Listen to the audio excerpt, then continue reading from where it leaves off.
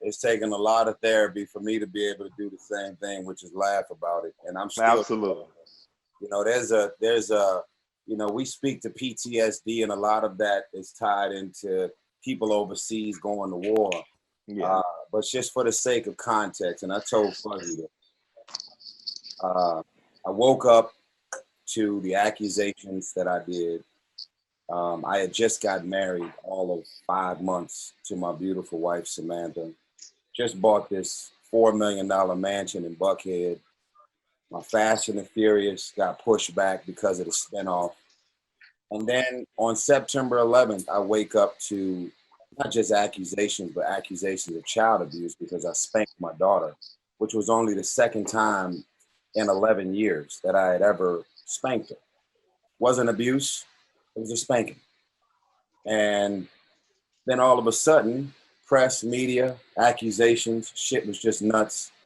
I won't say who because I've signed paperwork, but there was a particular person in my life who said, look, man, you're barely sleeping, you're stressed out. Your life is pretty upside down right now because you've been hit with all this shit back to back to back. And so they introduced me to a psychiatrist and said, we're going to give you something to stabilize your mood. And I took the psych meds, which is called Rexulti. And it was at 0.5 milligram. Then I got bumped up to 1 milligram. And then I ultimately ended up at 2 milligrams. And when I tell you, I filmed myself, uploaded the shit, and it was on the internet for 3 months, and I never even knew. Damn. And so to then come off of the psych meds, and finally, when the psych meds is out of my system, finally realize, holy shit, I'm a meme. What more do you want from me? There's comedians that's got new material. All this shit was going on full display in real time. And I was robbed of the opportunity to either laugh or try to correct it or fix it. How about never upload the shit?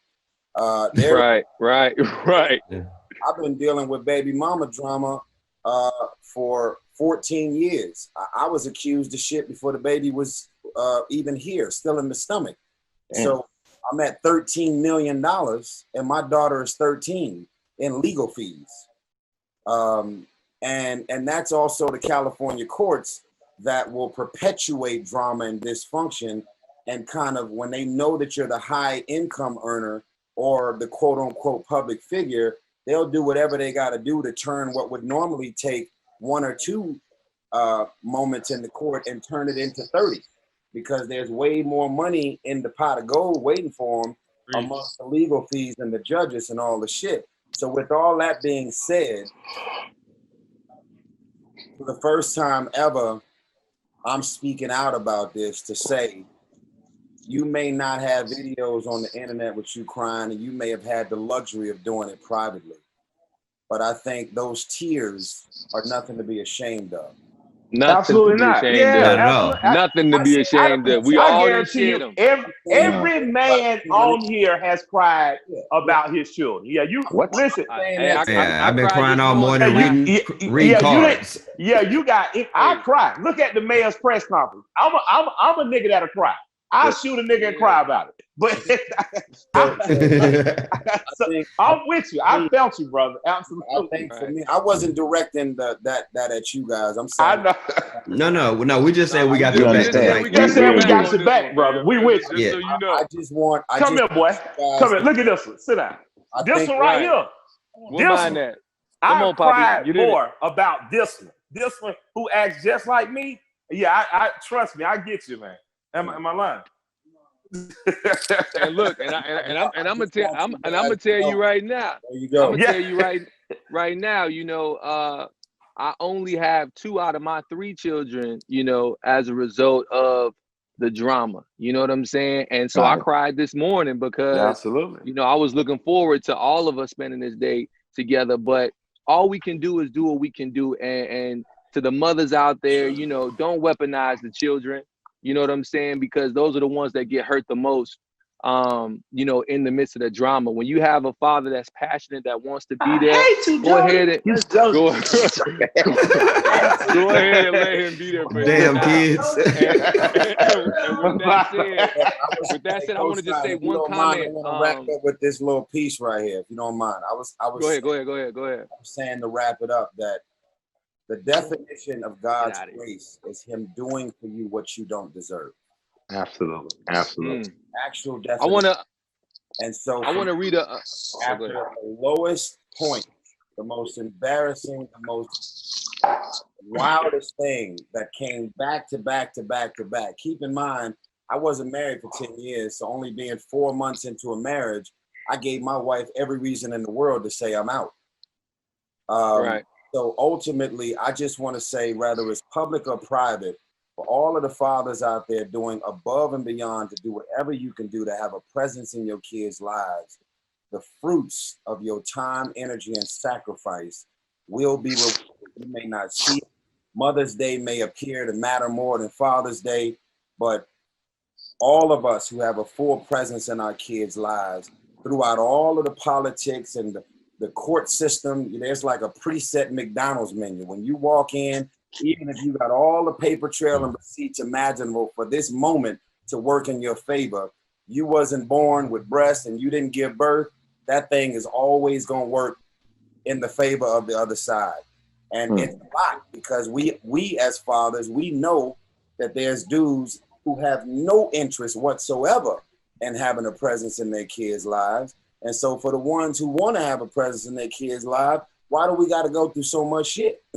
Let me say a couple things. First of all, Tyrese, you've been an amazing man. I want to acknowledge you before the super fame. I knew you from when I was an organizer, 15, 16 years old. You attending the King marches faithfully every year. You donated money. You helped organize. People like Reverend James Orange acknowledge that. It used to be you and Chris Christopherson, who I liked as an outlaw country singer. So I got to acknowledge you just been a 100 human being. But I also want to make sure that in this, even though I'm not the moderator or mediator, that it's not just us as fathers defending against Black women, because the men that I'm on the line with, I know to be great proactive fathers, not in reaction to any woman. And I just want to make sure that we add that the totality of the Black fatherhood experience is not one that's wrapped up in single parentdom for the mother and issues and problems, because, as I got older and more mature, all my relationships improved. So I accepted whatever accountability I had in those. But beyond that, I've seen just a lot of great women and men, married and unmarried, do a great job co-parenting children. And I think there's space in that so that this doesn't turn into, worst case, baby. Exactly. Yeah, ultimately, I what's funny is I think I can speak to that. Like I've been married twice, have relationships, have kids with 3 women, and they're all amazing in the way that they handle our kids. Absolutely. And there's no way I could, that I could do this and be able to move around and do all the things that I've been able to do to provide for them if they weren't on point. So it's but I absolutely have to say that I was to blame in some of those situations, because I just didn't understand what I was supposed to be doing. Like I didn't understand the idea of, again, I was raised by a Southern grandfather who he drove a tractor trailer but sold dope. And what he did was provide. Absolutely. And that's what was ingrained in me. So all I ever thought was go get it. And by the time you get home, you got to have conversations, and I wasn't ready. So in going through all these relationships, it's like I started realizing, oh shit, that's me as a common denominator in this. Like there's no way that you can point out all the time. So it's like I had to get therapy. I had to actually find out what parts were triggering me into this kind of flight thing. Cause it's like I realized at the point that anybody got in the way of me working, I shut down. Yeah. And then, but I learned that in therapy that it's like, because all I saw was support. And I just never got it until I started, listening. And that was the part that I realized I wasn't really doing. Like I was hearing it, but I wasn't listening. I wasn't taking it to heart, like things that I could be doing to help the situation move a little better. And now that I got to that, But now that I've gotten to that point, like my kids, the mothers of my kids, everyone speaks, everybody hangs, we can kick it. Like we can go to Disneyland, like graduations is lit. Yeah, but I love it took a lot of time and it took accountability, you know.